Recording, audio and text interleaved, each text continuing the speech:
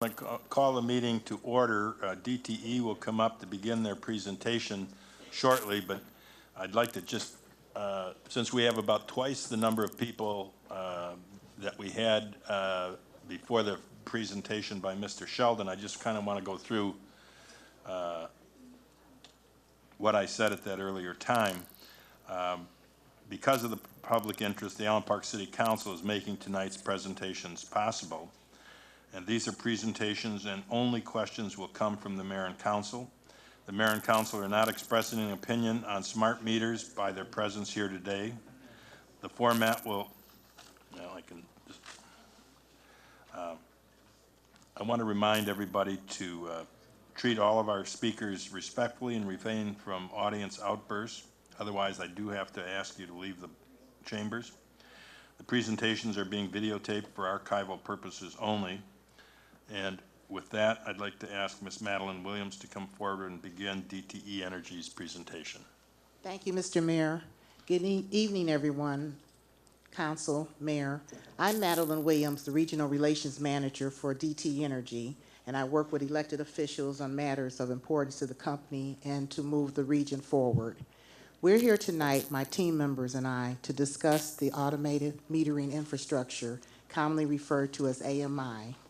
Our speaker with the PowerPoint presentation is Joe McCormick, who is the manager of the AMI, and he will be assisted with Bob Sukakis, who's also a manager of the program, and we will discuss and answer the questions that were previously submitted to us last Friday. Thank you. Mr. McCormick, before you start, we're going to have to close the door and get the people to move away because I think there's going to be a lot of trouble for the people in the audience to hear you from here and that noise out there. So just one of the council people just went out to straighten that out. So. Sit up there, tall guy. I'll step back.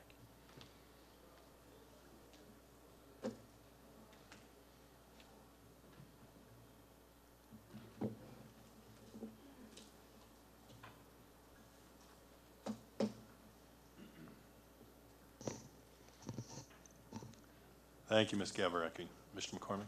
Thank you. A couple of things before I start. I dropped off a number of these books to the council, Mr. Mayor, and I am hoping that they've taken a second to review those. If they have not, I've got a couple of extra copies, so if they'd like those, I can supply those. My presentation tonight, I'll give you a quick summary. I'm going to talk a little bit about the program itself. I'm going to talk about the background of the AMI programs around the United States. I'll talk a little bit about the benefits, and I'll talk a little bit about myths that exist currently. Now, my presentation is on PDF, so I have to page through, so you're going to have to, if you don't mind, bear with me for a second. I also am not planning on reading every word, so I will kind of, at a high level, go through this and hopefully save time for your questions at the end. So if you look at this slide, and I'll point at the second bullet, and the second bullet is our plan is to upgrade every single natural gas and electrical meter in our service territory. That works out to 2.6 million electric meters and 1.3 million natural gas meters, and we're currently at 1.7. We have been installing since 2009, and we have pretty much, I say we're installing in Washington County and Wayne and Monroe. We are wrapping those up. Wayne County, we are currently here in Allen Park still installing. And in Michigan also, you've got Consumers, Semco, Cherryland, and Wolverine Power are also installing this similar technology. Next slide is a map of the United States, and on there you'll see that virtually every state will have a AMI presence by 2015. That's what the plans are. It is a evolving technology, but it'll be at the present through every state by 2015, and that's what the plan is. Now, this is a plan of or a map of the state of Michigan, and on that is hang on, I lost my slide here. On here is pretty much you can see Michigan is at the top part of the state, and DTE's in the thumb all the way down, so that's blue and the green. So we're here now, as I had said, and we start in Macomb County in June.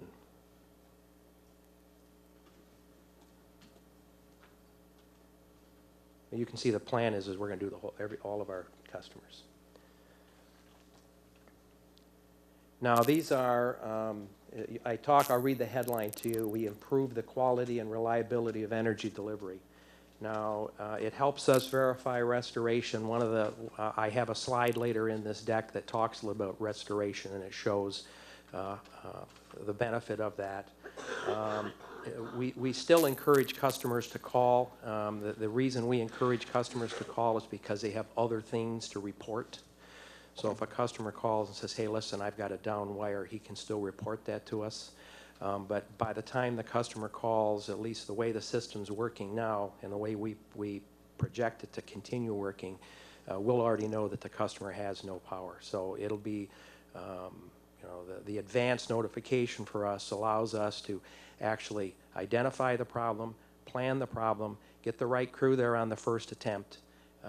In the old system, it just doesn't work that way. We actually have to do all that planning on the fly, so that doesn't happen. Down, if you look at the second to last bullet, we talked about the disconnect switch on police and fire requested calls.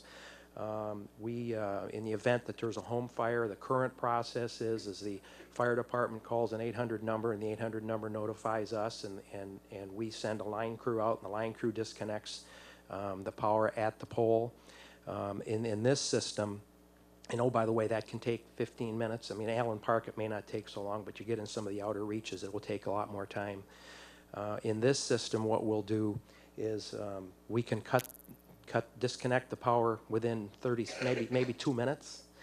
The line crew still comes out, but in that period of time between us cutting the power and the line crew getting there, the fire department hopefully has already taken care of the problem, and we've already done that in AMI territory, so it's worked so far flawlessly for us. We've also had a couple of other good uses of this system where we had at least 2 cases of police requests, or we had barricaded gunmen in homes, and the police, for public safety purposes, was taking care of this issue, and we cut the power and the police took care of the issue. All of these things, I mean, it's worked real well for us. The last one I have is we had a customer whose basement was filling up with water, and he wanted his power cut, and he was afraid to, correctly so, cut his power at the meter box. He was also afraid to go out and touch the meter, and that's all correctly so because his basement was filling up with water.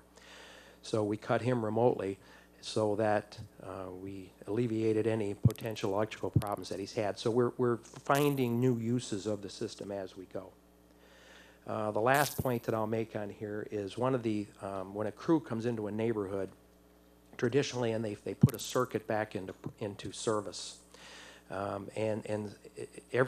you look and you have 300 customers, for example, on the circuit, and the assumption is always made that, well, all 300 customers suffer from the same problem. And as we all know, that's not always the case.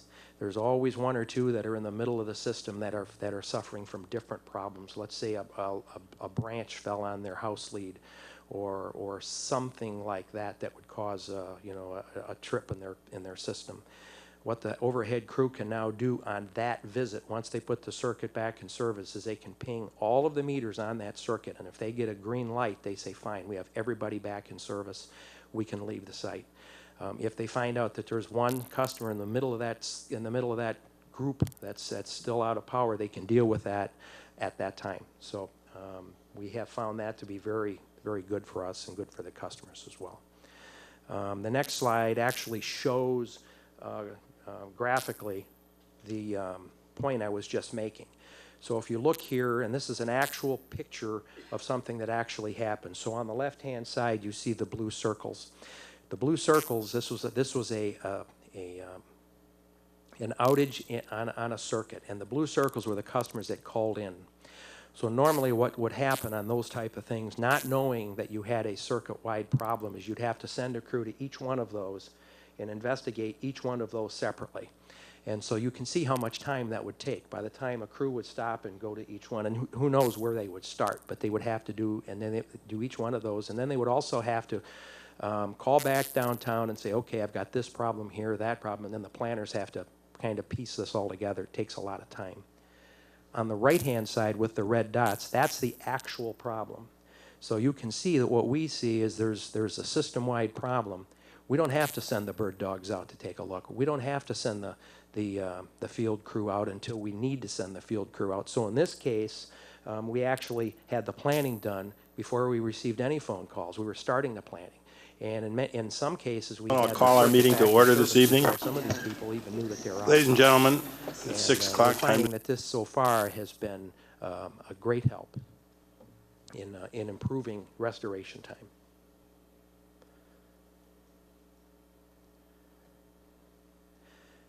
Now, anybody who's had an estimated meter read knows that you want to have actual reads. And what normally happens if a customer calls and says, you know, I've got an estimated read and I'm mad, okay, they don't have it that day, the customer has access. So if a customer would like to monitor his usage, perhaps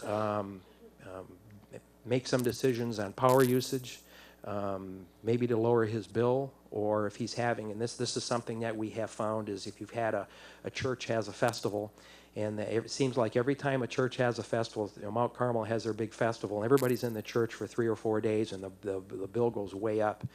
We can now bring it right back and say, okay, let's take a look at how much power you spent on those 3 days, and we can actually do that for them. So that's there, but customers can provide the exact same analysis if they would so choose. Now, if you look also at the 4th bullet where we talk about remote disconnect, reconnect capabilities for customers, one of the things that we are, and I know this, anybody who gets behind on their bills, you know, in the old system, it perpetuates. Okay, so by the time it gets to be a problem for a customer, in many cases it's $500 or higher. And what we can do now is we can deal with this a lot sooner, number one. But number two, the big benefit is if a customer is unfortunate enough to have their power interrupted, we can turn them on that day. So if they settle the bill that day, there's no waiting for 2 full days, which sometimes is the current process to get themselves turned back on.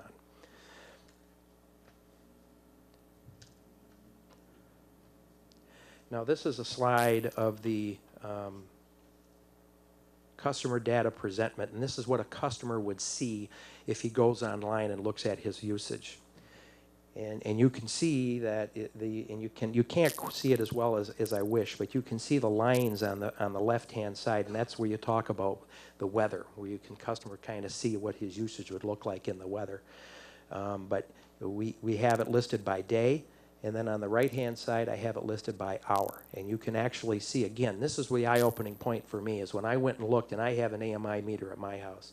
When I went and looked and saw how much power I'm using at night, I couldn't believe it. It was very interesting that, you know, a phone charger uses power even when I'm not charging the phone. So I went ahead and dealt with that. But this is what a customer sees, and what it does is it provides him with the tool to make a decision. Now, I'm going to be very frank with you. If a customer should decide that, you know what, this stuff isn't for me, I want to use twice as much power, that's absolutely fine. If that's what a guy wants to do, that's fine. There's no limiting system. We aren't forcing people onto a specific rate. We are not forcing people to wash their clothes at midnight, none of that stuff, okay? But this is just a tool in the event that a customer would want to save some money on their electrical bill. Now, again, we have customer concerns addressed, all right? We have a what's called an opt-out program, and if there's a customer or I guess customer is the right word, a customer who, for whatever reason, chooses not to participate, he can opt out. Absolutely no questions asked. That is not a problem. And oh, by the way, and I only listed 3 of the customer concerns here, but you know, we believe that there's no merit to these concerns at all. Now, I will tell you that if a customer would like to go to our website, I've listed a myriad of studies, scientific studies. They've come from various states, but they also come from the American Cancer Society. They also come from the Michigan Public Service Commission, places like the state of Texas, places like the state of Maine, who have come to the very same conclusion that this is safe technology. So slide to the right, that little blue box to the right, it's used nationally. I would vouch for the accuracy of that detail. It's used all across the country. Also, but if you read here, we talk about high levels of radio frequency are coming into my home. I have been a party to 7 tests at customers' homes on RF in their homes, and I'm going to be honest with you, we haven't found any in a customer's home yet in all 7 cases. And anyway, we also, a point that I make is we comply with FCC regulations on RF, so we aren't renegades and making up rules, but these are rules that the FCC sets out. Disconnect switch, I talked a little bit about that, but there's a feeling out there that we can shut people off whenever we want to, and that's just not true. As a matter of fact, the regulation for our process has now gotten much firmer from the Public Service Commission than it was. So we are now, if a customer gets shut off, we're required now to turn him on that day, and so we do that. Now that's done automatically, but still, they're allowed, they do that. But you can also see at the bottom there what we use this for. You know, move in, move out, collections, which I talked about. Collections, which I talked about, and then any other type of consumer requests like the flood or the fire or whatever, that kind of stuff.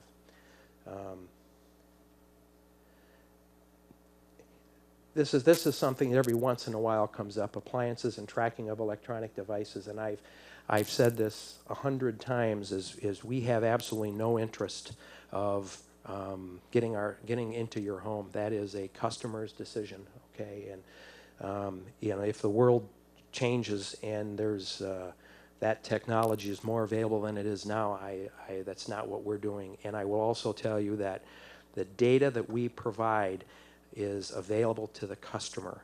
And if a customer would choose to give that data to somebody else, that's up to him. But we don't give it to anybody. We never have. We're not.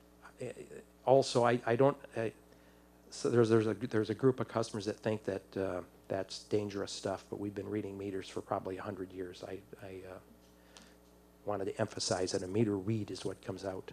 Even your house number doesn't come out, none of that stuff. So that's it for me. I don't know, I did this in probably 18 minutes, so if you've got questions, you can go to our website. That'll answer it. The Michigan Public Service Commission also has a lot of this detail on their website.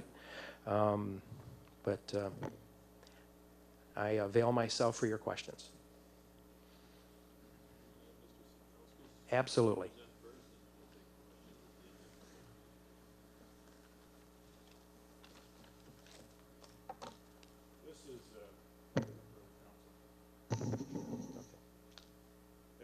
That was Joe referenced some studies that were available on our website, and that's truly not you have to go to the website to get the link. I'm sorry, I just printed it off as if it already was connected to the web, so it's not there.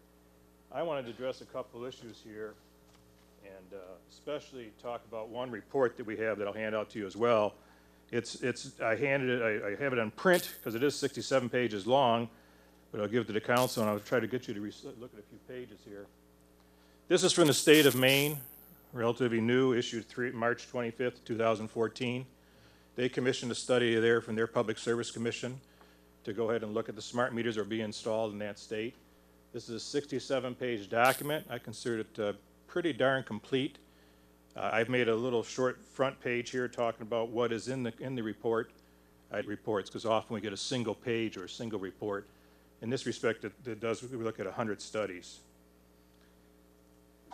Some question was raised earlier about the field testing of meters and what the RF is there. There's a whole section here starting on page 38 that talks about field testing of meters, and there were a couple of studies that were done. I'll tell you that, again, the studies show it's conclusive that there's not an RF issue with respect to the meters. Again, section 40, page 45, sorry I keep on saying section page. Again, 100 studies are reported. Most of these did concern cell phones more than smart meters. I will tell you that directly. In fact, if you look at Further down on page 51, when you get to it, the World Health Organization report, if you read that report, the word meter I do not believe is in the report whatsoever. It's about cell phones and the RF emitted from cell phones. So I think you ought to look at that in that respect. These other studies, pages 55 through 59, these were all looked at by this committee, and I'll tell you what it is, they're consistent in their conclusion. The RF from meters is significantly below the federal standards and is considered a safe technology. Now, I'm not going to go through and read every one of those, but you can see from the studies that there are multiples out there in respect to what's been done on AMI.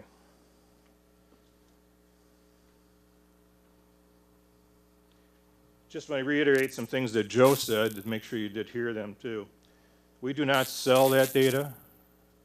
We do not control appliances. I want to get to you the most efficient level of power I can to your home and the quality of service that you deserve as a customer. I myself am a customer and I want that same quality. I'm looking at controlling 2 million meters and I surely don't want to control 2 million refrigerators. It's just a level of sense there. I just don't think I can do that and don't even want to do that end of the story.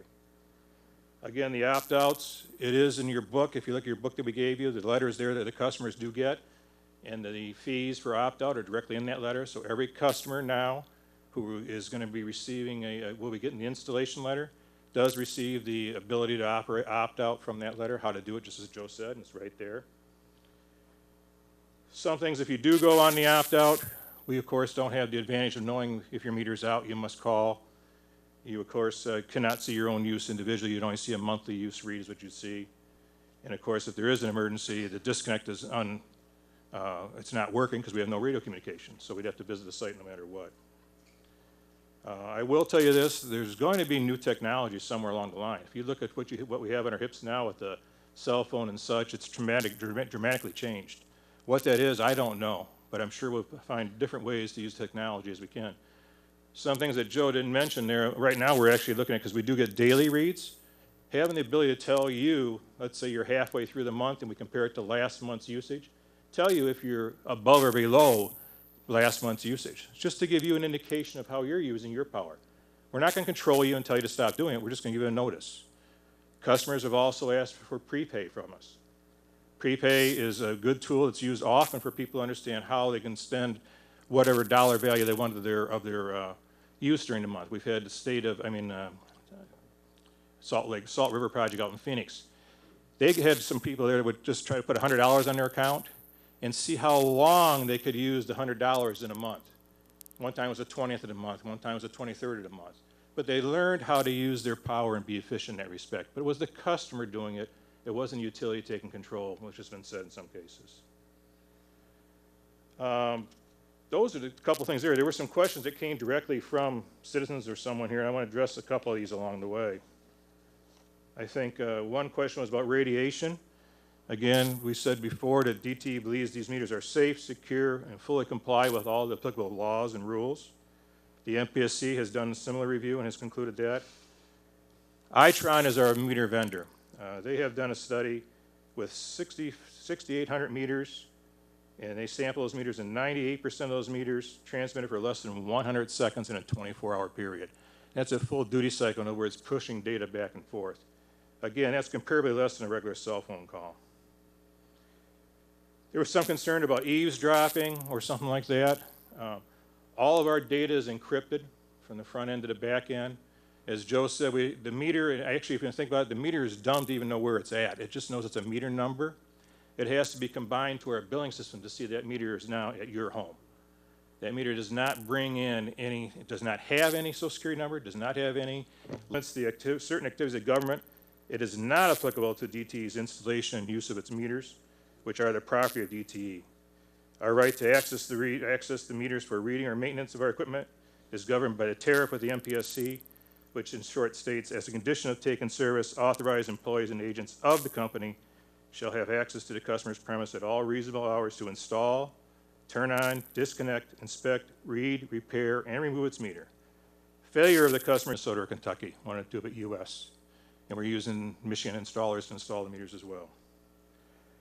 Smart thermostats and cell phones and hacking. I'll just tell you that we are fully encrypted. to the level we know we've encrypted it. Will it ever be 100% secure? I don't think any security person could ever tell you that it will never have an issue. But I do know that our third parties that we work with our security folks at our IT department, do really work at that. In fact, when they did a third-party assessment, my team was not allowed to even see the assessment. That was done by the IT department and their security agents, and then they worked with our vice presidents in that respect. So I just want to tell you that that's where we're at.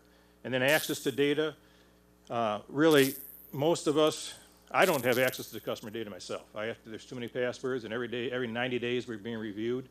So it's very controlled as to who sees the data of yourself. So those were the couple of questions I had, and I just wanted to bring up those couple of points. I'd ask you to look at that State of Maine report online. You can just search better. It's a little hard, again, to read with two pages on one page, but I wanted to try to save some paper in that respect. So, again, that's where we're at. Any questions, Joe and I? I'll ask the council, are there any questions? Mayor Pro Tem Keenan. I have I guess a pretty simple question. Turn on your mic. I'm sorry. The opt-out meter. As I understand it, the meter itself is roughly costing DTE $250 or something like that, plus the installation. If the customer is opting out, what benefit is it to DTE to install an opt-out meter as opposed to just leaving the analog meter? If you don't have any advantage as far as the readings, the ability to turn it on and off, like the gentleman said, with the water coming in or what have you, and why is DTE spending $250 to replace an analog meter if in fact there is no difference in your capabilities to the opt-out meter? I can answer that. I answer part of it, I'll let Bob answer part of it. The cost of the meter is not $250. The cost of the meter is closer to less than $100. And probably every, this is me speaking, I'm going to say every 10 years we actually change meter styles, right? So the fact that you've got 3 vintages back, the analog meter is about 3 vintages back. 27 years old. 27 years old. We went to a solid state meter in about 2005. They stopped manufacturing the analog meters in 2006, so we can't buy them. The ones we're using are the old testing procedures. We have to retrain our guys to test them. So we've had solid state meters in the service territory since 2006.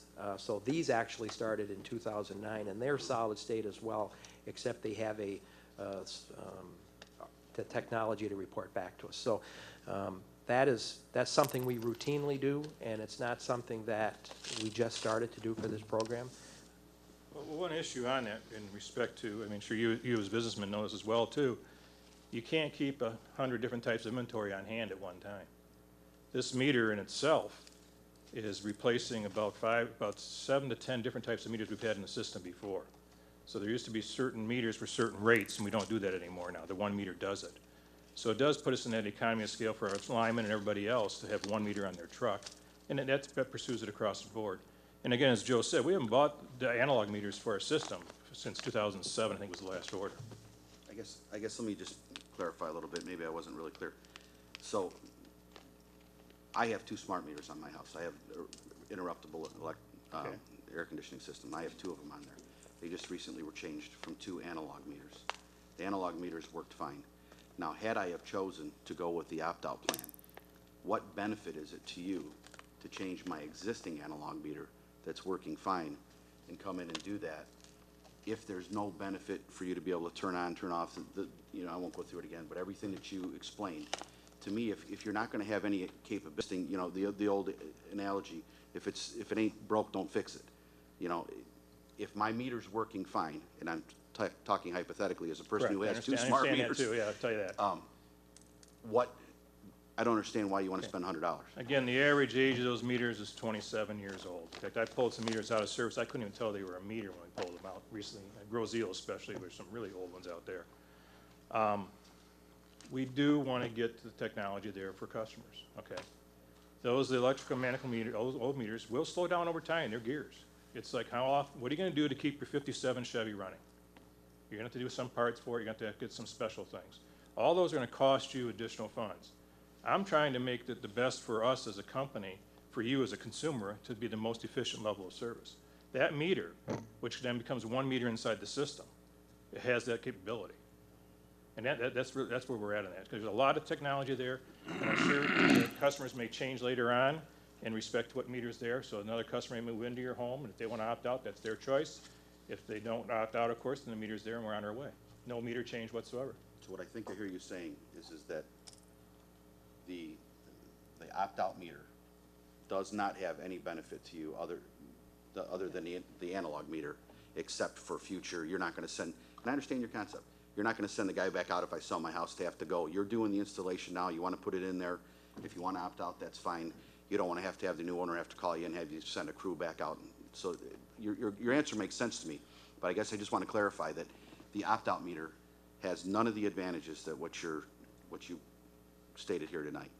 Well, you as a customer would not be able to see some of those items exactly, because we're not obtaining daily reads from you. We'll go get monthly reads only.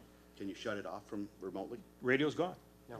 I have to go touch your house. That's what I wanna know. Yeah, I can't, I can't turn you back on without going to touch the meter. Those are if you look at the meters, there's a probe device right there. That's our, excuse me, I didn't mean to, our guys have the computers to do that with that respect to changing things. Any other questions? Just a couple. What if I, Councilman DiGilio. what if I opt out, but my neighbors on both sides have it? Does that affect my house at all? Will I get those? No? How do you mean, does it affect you? How do you? Well, if there's stuff coming into my house from my meter, how about from my neighbors? Will I get it from my neighbor's house? Well, as I stated early in my presentation, is we've actually tested inside of homes. I mean, we've gone inside of customers' homes, and we have, what we have found is what are called inadvertent RF, okay? So things like cell phone towers, things like cell phones, things like police and fire, things like cable TV, TV remotes, garage door openers. We find all of that. And we are in the 900 megahertz band. We don't find anything in the 900 megahertz band. So my answer to your question would be, shouldn't affect you at all. Not in that band, not in that respect. Just a quick thing, like I've said before here to other people, I don't like that you give a charge if they don't want to, if they want to opt out. Why are you going to, I don't feel like it's fair to charge the residents the upfront fee plus the monthly fee.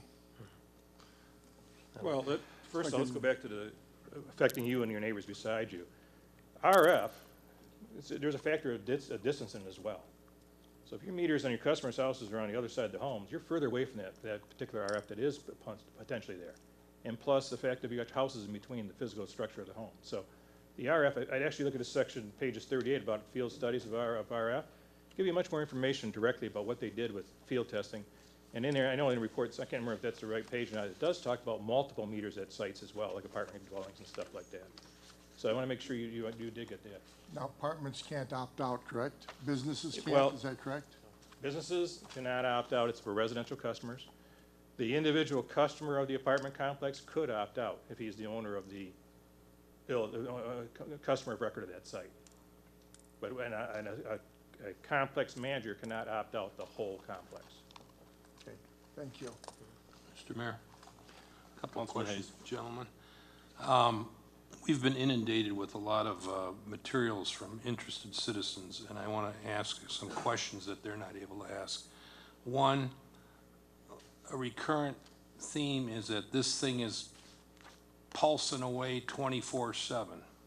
And I notice you referred to 100 seconds in a 24-hour period, and I had read similar material on your website that it's so many seconds every now and then. How would you, I mean, obviously, you're two sides of a coin here. You're pro, they're against. And frankly, I don't know where I sit on this whole thing, but I would want to know, how do we prove that? Because we've also been shown video on YouTube of people with these devices. I don't know if they're Geiger counters or what they are, but they're buzzing and they're going or something like that. And they were really poorly designed. They really didn't take into account this kind of technology, and that they're not to be trusted. And then finally, they referred to the fact that you may not be selling data, but the fact is, or maybe the question is, if I choose to use my water, can you obtain that kind of data from your meter? That I use my washing machine most nights at 3 AM? Well, I'll try to answer your questions, but I'll have to start at the end because I remember that question the best. First of all, the meter measures usage, all right? So if you decide that you want to use an appliance at night, and I showed the hourly usage there, obviously your usage at night's going to be up. Now, am I going to be able to tell what you're doing? No. There's no, I say I, the utility, no. You cannot tell. All it's going to say is council member Hayes is using more electricity at night than during the day. I mean, So I'm not gonna get a call from Maytag saying, as much as you use that washer, you better get a new one pretty soon? Absolutely not. And this would be, if you and I had a conversation and you talked to me and said, boy, I do all my laundry at night and here's my advantages to doing that, my answer would be more power to you. That's a cool thing, if that's what you want to do. I will tell you this, I happen to do my laundry at goofy times too, so that's the first thing. Backing up your other questions, you talked a little bit about RF exposure. I'm paraphrasing, I'm on a national committee, and all 50 states are on this committee, and there are a representative from all 50 states, all right? And we talked about, we actually did a study, we did a study on RF from these meters compared to other devices, okay? So the easiest one to talk about is a cell phone. So the statistics are like this. 99 and some high number, like 99.8% of people in this country own a cell phone. Those people make one phone call per day. Page 25 on the left-hand side there talks about a report given to, in August of 2010, a letter from Julia Snap, the chief of the FCC's Office of Engineering and Technology, to Cindy Sage. The FCC advised that is the average power, not the peak power, of a device that is relevant for exposure evaluation.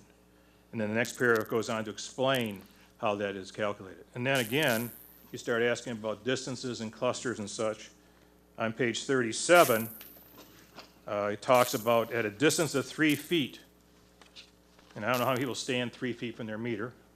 Some houses are there, but there it is 3 feet. The peak signal would be expected to have degraded to approximately 0.02, and I don't even know how to read the MW/CM squared. I'm not the engineer in that respect. At the average smart meter duty cycle, even if all that activity occurred in a 30-minute period. So it's well below FCC standards regardless. Okay. One final question. One of the points that was made by the gentleman that spoke before was that the meter itself mounted on the back of the wall, say it's your bedroom wall, this is a thing we heard recurrently too. There's a kind of a larger portion of it's coming into your house actually than, radiating out, because there's like a V there where it literally goes into your house at a greater frequency or volume than it does elsewhere. Do you have any comment on that? The tests that we have performed, the tests that have been performed around the country do not agree with that. And I will testify personally that on a number of occasions I've gone into customers' homes, we have actually done the test. We've had one of our distribution engineers, telecom distribution engineers, actually come in and perform the test. So I did not do it myself. And the findings are, do not even come close to agreeing with the statement you just made. All right, thank you. Is there any other questions? We've gone over, but we thank you for your time and thank you for coming out for the presentation. It's almost 20 to 7. We're going to start the council meeting at 10 minutes to 7.